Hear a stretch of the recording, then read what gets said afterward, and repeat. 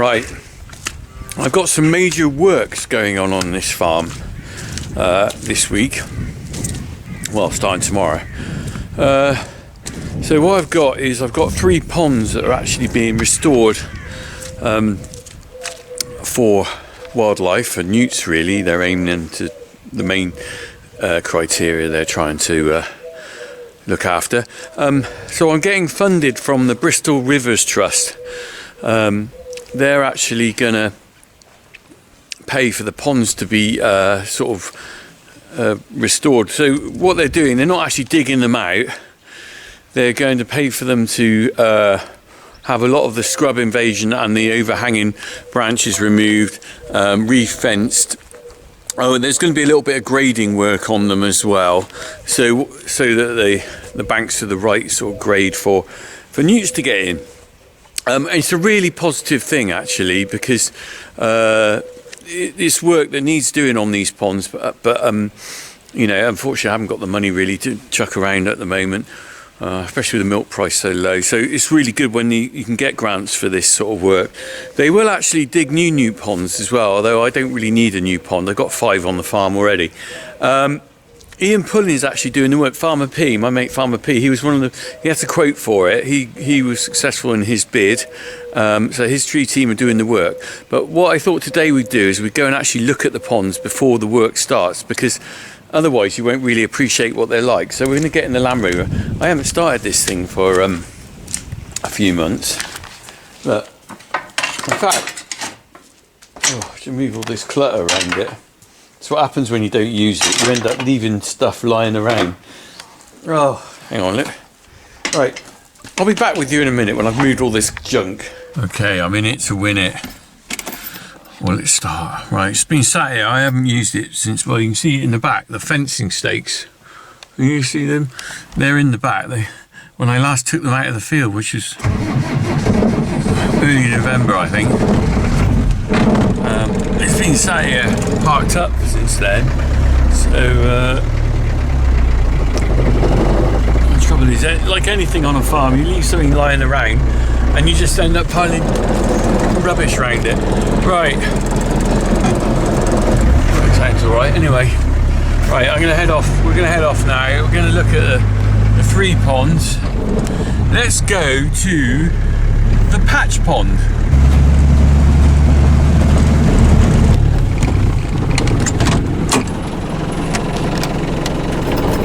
Oh, there's a cheeky little moorhen over there.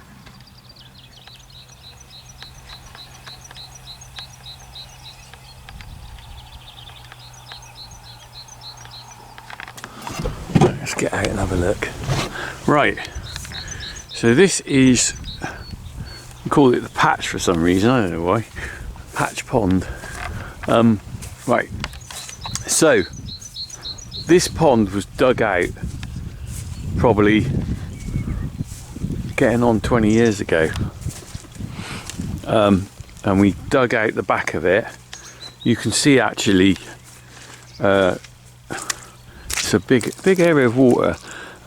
These aren't natural ponds, these are dug by man for cattle, and it slopes down there, and then there's a deeper bit at the back. This is a springline pond, so it never dries out. So there normally is frog spawn here, but I think we're judging by the amount of marks of feet from those moorhen, I reckon the frog spawn's been gobbled by them. But if we look at this, so the fence is all obviously knackered.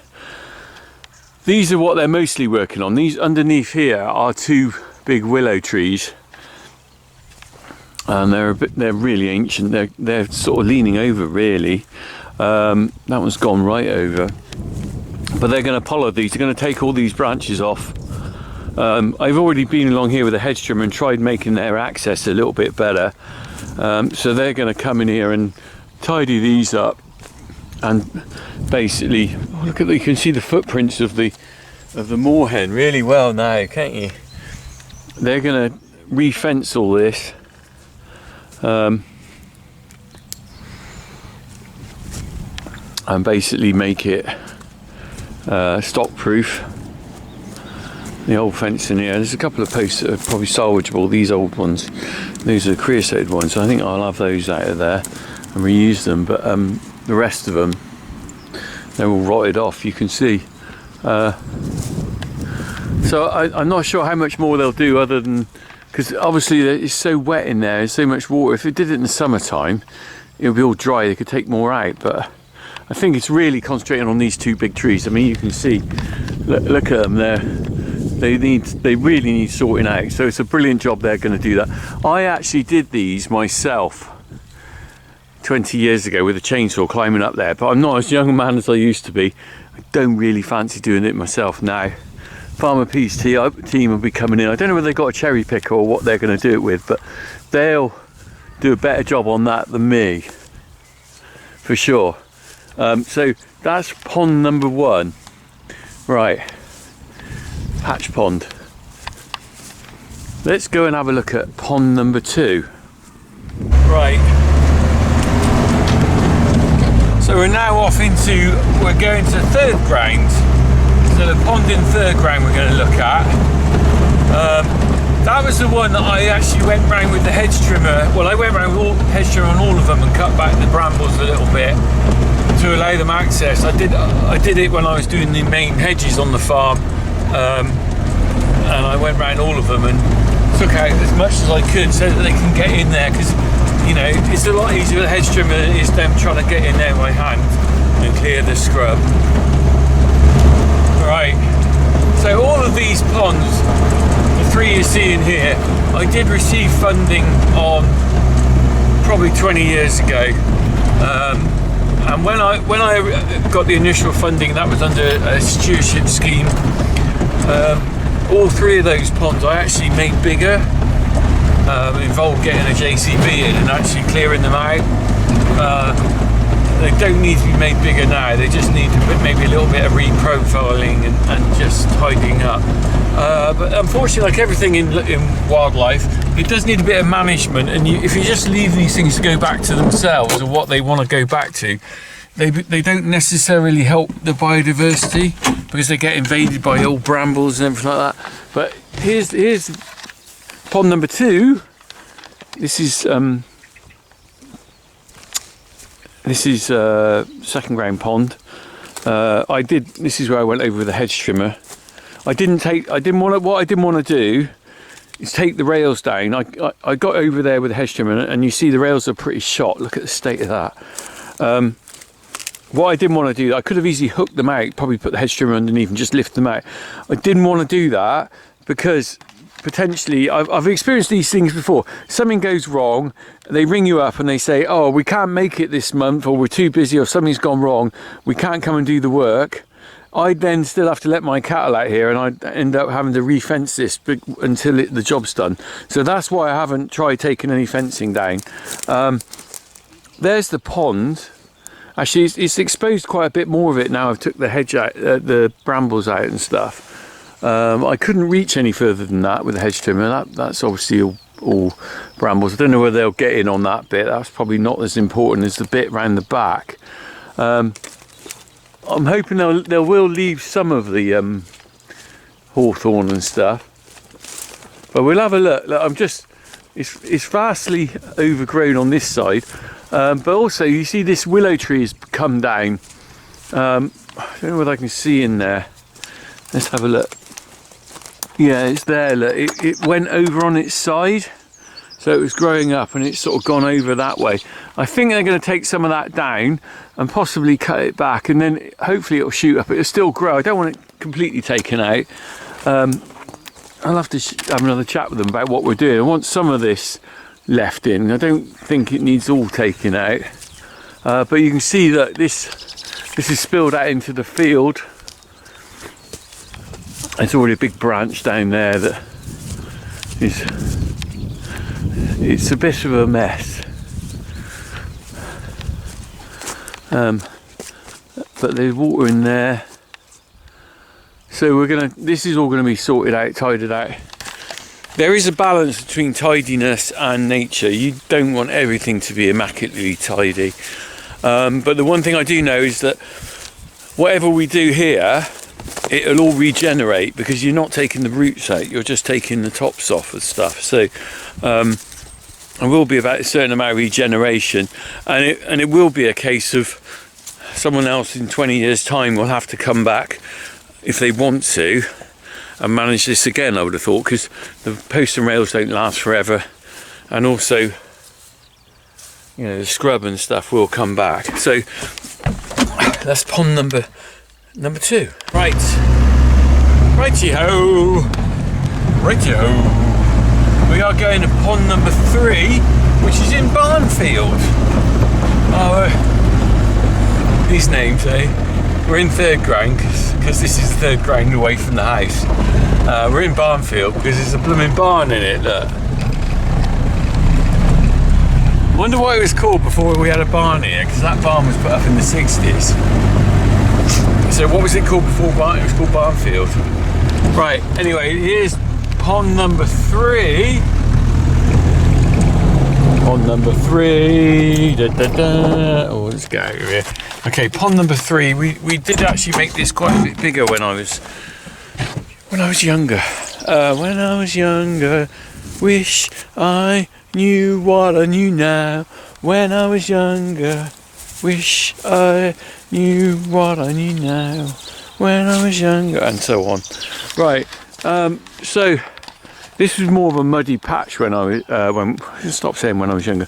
20 years ago, this was more of a muddy patch, and what we did, we dug out. I think we dug out quite a lot of soil actually to make this a bigger pond. It drains off from the ditch there. It's a good, nice little nature reserve actually. I think this is one of the last ones we did. So there's some trees in there. There's some ash. Again, I don't want it all completely exposed, but they're going to take some out. Fence isn't as bad on this one. Oh, it's a bit rotten here. This isn't as old as... I don't think this... And I also used, by looks of it, I've forgotten what I did. Use these stakes. These aren't so bad. They're thicker. I think this was the last hurrah at the copper arsenic fencing. So the stakes are probably still not too bad. They're better than the modern stuff. You can see they're still upright. I dare say they're maybe not as good as they look. The rails might be salvageable. I don't know. By the time you get in there and do all this, you tend up breaking everything up. But I quite often find that if you're doing fencing, you can take the rails off and you can use them again as long as you're careful getting them off. They're actually quite solid. I mean, those look good chunky rails, and they're expensive. So typical farmer reuse those. Maybe the posts and but the rails will be all right. Anyway, back to the trees. There's an ash tree there, so I don't know whether that's going to come down now or whether they'll leave it, but unfortunately potentially it won't be there in 10 years time anyway. Although it's still alive, I really hope they'd leave that. We did have a chat when the chap came round and Ian came round, which was quite a long time ago. We had a chat about what we were leaving. I presume that between Ian and him they wrote it down. I've forgotten what we agreed on actually, but we'll recap with them. I'm going to meet them up. They're coming tomorrow, so we'll have a recap there. I might put it on the end of this video, but I thought I'd show you what we're doing first of all. Right, so this is a nice big clear area of water. So as I explained before, all these ponds were dug by people just for water for their cattle. Before mains water came to the area, if you had cattle in a field, how were you going to give them water? So what they did, they actually came and dug big areas of ponds. Sometimes it must have been in natural areas that were wet and swampy, or natural hollows in the ground. And you can probably manipulate what water goes in there by having them by the ditch. The one at the top, like I said, there's a natural spring there, so I dare say that there was a wet area there already and they just dug wet in the right place. But they're all, I don't think this one is, but all the rest are lined with stone. and they've got stone at the front, and they also angle right down into the back of the pond like an angle, and that's because as the cattle walk in, obviously they drink it and the water level drops, and so by having stone at the base, like some sort of sculpins type thing, as they walk in, they're not destroying the pond and making it a murky mess, which would be horrible for them to drink from. So when they dug these ponds, they were quite clever on how they did them. And you do see the ones, quite a few of the ones that are dug, they've got a mound of soil on the outside near where they've been dug, because obviously they dug the soil out, they weren't going to take it far. And then I think mains water came in here in the early 1900s. As farmers started putting troughs in fields, these ponds started to become derelict, and quite a few of them not troughs become derelict, these ponds became derelict. At that point, people just either left them to grow over and be abandoned, and they just become sort of muddy hollows that would eventually sort of silt up, or people use them as tips. In fact, one up on, not my field, but my friend Will's paddock up there, when he moved in, he cleared it out, and there was loads of rubble in it and an old set of chain arrows dumped in the back. But it's nice he cared enough to clean it out. I've said to you many times, and I'll always say this, the wildlife and stuff and the things like the ponds on the farm are what makes my life interesting. I like farming, but I like being part of the habitat here. I'm one of the animals on the farm. I'm an animal. Really, that's all humans are, isn't it? We're just another species of animal. So I share this with the moorhen or whatever's here. So having the ponds and everything make it just interesting. I mean, also, like a project like this is interesting. When it's cleared and done, it'll look interesting to see how it develops and how it greens back up, because it will green up. It'll look like a nuclear bomb's gone off at first. They always do. You clear them and you think, God, what's that going to happen to that? But eventually it all greens up and comes back.